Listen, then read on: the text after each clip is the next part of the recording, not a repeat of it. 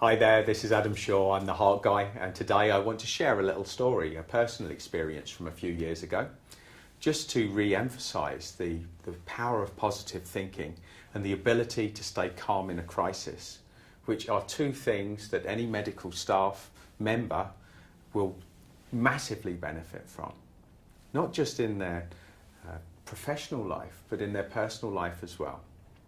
Because it was probably about 5-6 years ago. I was in my sister's house with my two young nephews, who were about 5 and 6 at the time, and we were bouncing up and down on a trampoline. And as it got a little bit more heated and they wanted to bounce higher, I started bouncing a bit higher, to the point where I bounced down. And however way the trampoline did, it flipped my nephew so that his feet were above his head. And as I was bouncing up, I could see him coming down head first.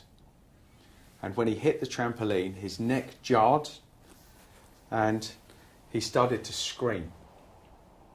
You know, anyone in the medical field knows that if you've got a neck injury, if you've got a spine injury, the first thing you do is don't move them and secure the spine. But of course the trampoline was still doing this.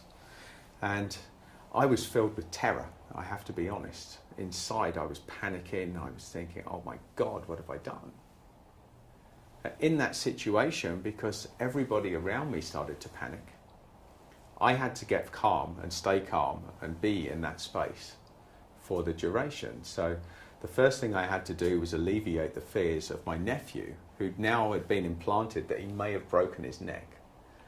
Now, this was one of the things that had been said in the aftermath of that. So I had to stay calm, I had to secure his spine, and I had to talk to him calmly. And the first thing that came to my head was that 3 weeks earlier, I'd gone out to a Body, Mind and Spirit festival, and somebody had convinced me to buy a packet of angel cards. Now, I'd never even looked at them. I bought them because I thought, they're my friend, I'll buy these just to give you some money. I had no intention of using these angel cards, but my nephews used to come round and see them and think, what are these, Uncle Ads? What do they do? I said, well, you can ask the angels to help you. So they used to come round to my place and take out an angel card, and we used to talk about how the angels might be able to help them.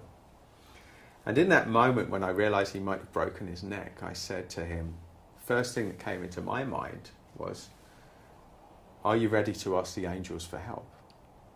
And he nodded. He said, yes. I said, okay. I said, so tell me, whereabouts are the angels? And he said, well, they're on my neck. I said, and what shape is it? He said, it's a triangle. And I said, great. And what colour is it? He said, it's red. I said, that's great. I said, the angels have put a red triangle on your neck. And he started to smile now.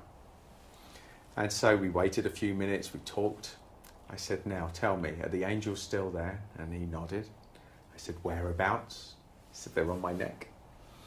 I said, and what colour is it? He said, it's red. And what shape is it? He said, it's a hexagon. And I went, that's great. I said, do you know what that means? No, I didn't know what it meant, but I wanted to know what he took from it. And he said to me that the angels are healing my neck. I said, yeah, that's great. That's exactly what it means. He started to smile and relax, and his body got into a better state. I now noticed he could move his neck slightly, and I started to be a little bit more relieved, especially since the ambulance was on its way. So I'd secured it enough, I knew that he was okay, that I could lift him off the trampoline and put him down on the couch waiting for the ambulance to arrive. And eventually the ambulance got in, they flew open the doors of there, knocked on the door, came through to secure my little nephew and take him off to hospital. And he whispered to me, he said, Uncle Ads, he said, I don't have to go to hospital now, do I? I said, of course they have, because they have to check you out. And he said, but I feel all right. And I said, I know you feel all right, but they just want to double check, just to make sure that you've completely healed yourself. And he said, can't we just tell them about the angels? And I remember saying to him, I said, I'm not sure that they believe in the angels just yet. I said, but what you're going to do is go in and prove to me how quickly the angels healed your neck by showing them that they are absolutely all right now.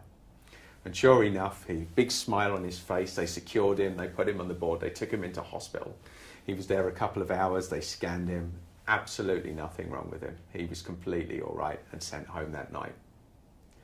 And the reason I tell you this story is because you may get caught in a situation where someone you love is critically ill, or in a situation that you think this could be serious. Your beliefs and how you deal with that situation could be the difference between life or death. The ability to stay calm in that situation could not just help you at work, but it could help you with someone you love. And this is one of the key things that I teach in one of my workshops and my educational programs, is how to stay calm in a crisis situation, which if you're in a medical field, if you're in that profession, this is the central skill that you will need if you're to grow, develop and evolve as a practitioner in that field. And if you'd like to know more about that, then contact me, we'll have a talk and see how I could help you in your organisation with your team to develop that ability to stay calm in a crisis situation. On behalf of me, Adam Shaw, thank you for listening to my little story, and I look forward to hearing from you.